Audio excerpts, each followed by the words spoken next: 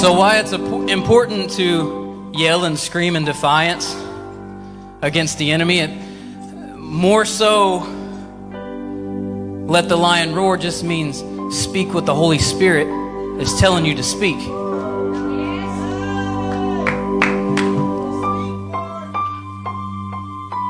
And I feel like the church has been quiet for so long because they don't want to speak wrong.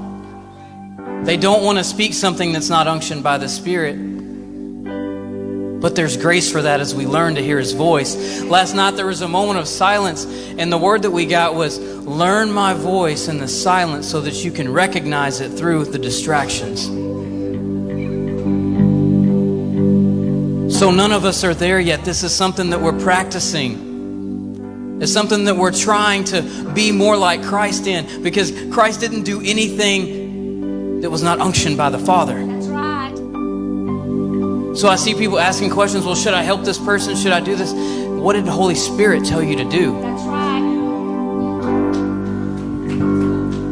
We have to speak, church. We have to stand up. We have to let the words come out of your mouth that Holy Spirit is giving you, or you'll stop hearing. I was in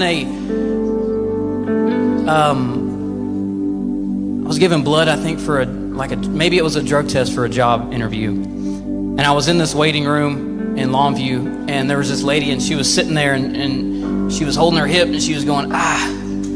And God had already used me to heal somebody before. It was recently.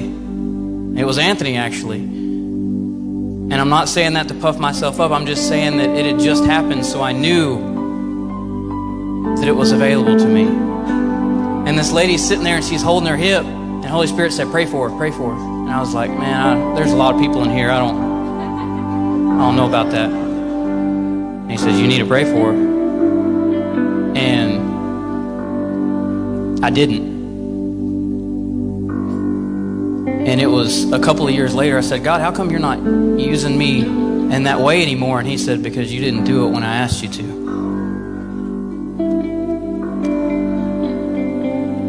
So we have to be submissive, and we have to act when He says act. We have to do what He says do, even if we're scared.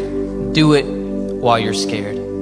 Do it when you're worried. Do it if you're obedient to the Holy Spirit, there's grace, there's mercy, there's all of that.